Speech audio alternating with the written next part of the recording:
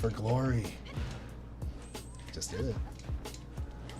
I'm assuming you don't know what the for glory is. Is it rolling into the ledge? Yeah, rolling into the ledge and then doing a back throw. It's actually a Smash 4 thing. If you play NES, even if you don't play NES, it was a NES special though, essentially. Every NES on Earth would be like, what if I just did a back throw right here at the ledge? Also, I just casually did that. I'm sorry, bro. Nah, it's good stuff. It was just a prank. Don't worry about it. That's what I have to look forward to. Okay, I don't mind that. It's all good. So, and this is why I like to do a couple games to start. Whether or not you're not warmed up, or if you're nervous, or sometimes make mistakes because it just is what it is, because you're trying to do certain things safer or how you think I want you to do them. Yeah. That's totally fine. So if you're feeling like that at all, that's why I like to do at least 2 games. We can obviously play for the entire hour, but at least 2 games, because there's a potential for your entire playstyle to change right now, right? Sometimes you gotta just shake the dust off and then go forward with how you normally play, right? If you're gonna be throwing out your down tilts, I've said before, kind of like posting up and saying, here's what I'm gonna do, deal with it. Yeah. If I stay in shield and you throw out, let's say 2 down tilts, and then you go for a grab and I happen to roll, you should remember that moment. Saying, if I throw out 2 down tilts, there's a good chance he's going to roll, because last time I tried to grab him, right? Let's say you do down tilt, dash, and grab. So you can go down tilt, dash back, F smash, or down tilt, dash back, pivot grab, for example, right? Mm-hmm. Got you. So that's the thing. You should be playing honest to start, and then start to incorporate more reads after some conditioning has taken place. Right? If you're going for super hard roll reads or like double jump reads off the ledge, and that's the first time I've been on the ledge and you've never played me in your life, you're going way too big too soon. Right? Yeah. Sometimes you might just get lucky because maybe your natural habits line up with my natural habits and you just happen to catch me. It's like, okay, that was completely random, but it did work. And that does happen a lot. But once you start to get to higher levels of play, you'll see that top level players will do this all the time too. If they're fighting someone that they've never fought before, they will condition them with very weak moves to start. So like you'll get caught by a lot of jabs, for example, or in the case of Lucina, maybe like a down tilt or nair or something like that. Just to say, okay, I can just throw this out. It's incredibly safe, incredibly fast, and it'll at least hit my opponent away. It's not a crazy combo. It's not going to kill them, but it's giving me information, right? Interesting. So it's like feeling out your opponent a bit. Yeah. I don't know if you're really into sports that much, but if you know anything about football or play football or have watched it ever, it's the same thing with like how the defense would line up versus the offense. So let's say for the defense, they're in a cover 2 defense every single play, and it looks the same every single time. But sometimes they're dropping into cover 3. Sometimes they're blitzing a corner. Sometimes they have one of their D tackles or linebackers is a spy. But no one knows what's happening until the ball is snapped, and now it's too late to adjust, right? So what you're doing with that cover 2 defense, in this case for us, is you're gathering information based on what I want to do. So if I jump in, for example, go like that, then I shield, and you jab, it doesn't mean that your jab missed. It means you now know that you should have grabbed.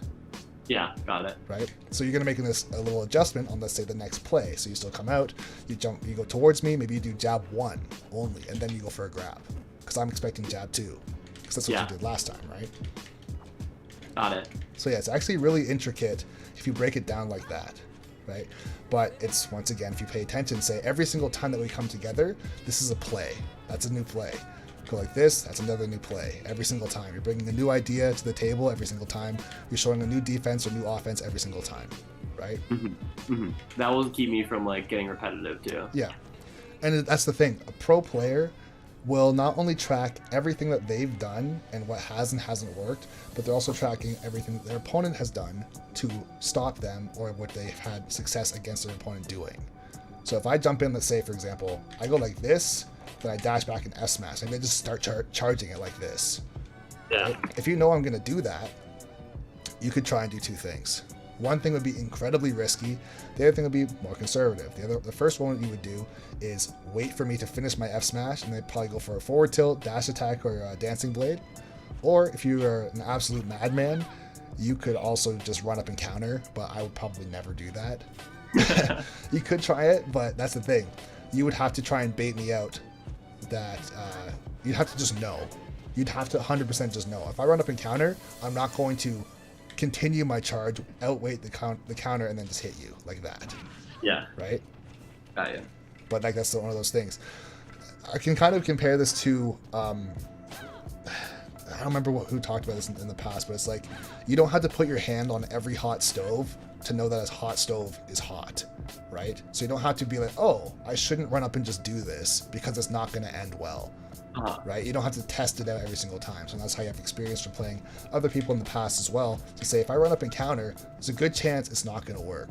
So what should I do instead, right? Outweight the F smash.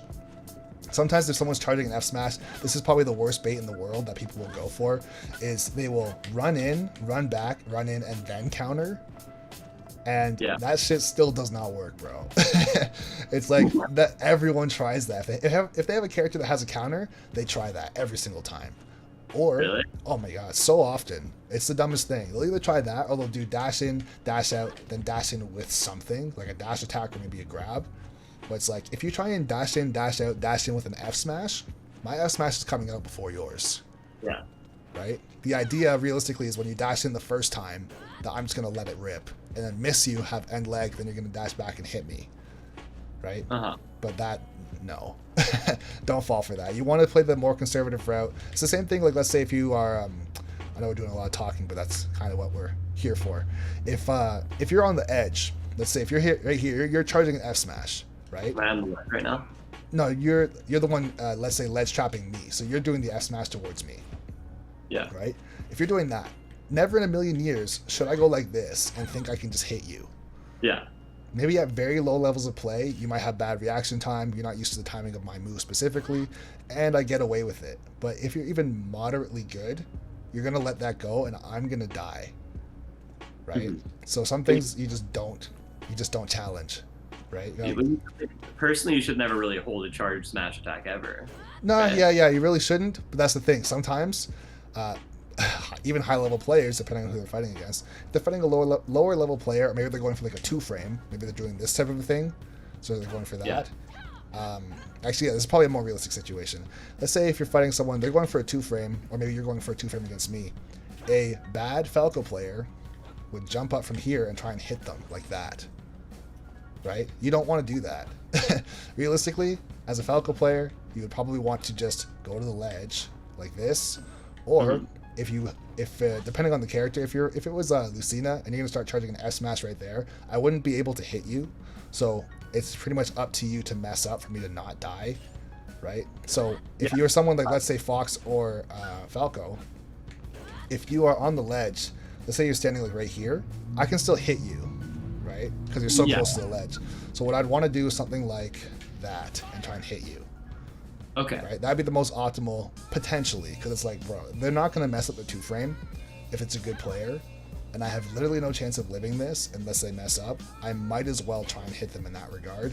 If I just go straight to the ledge like this, probably dead, depending on the player. Also offline. I want to preface that as well. Offline makes a huge difference for that as far as getting 2 frames.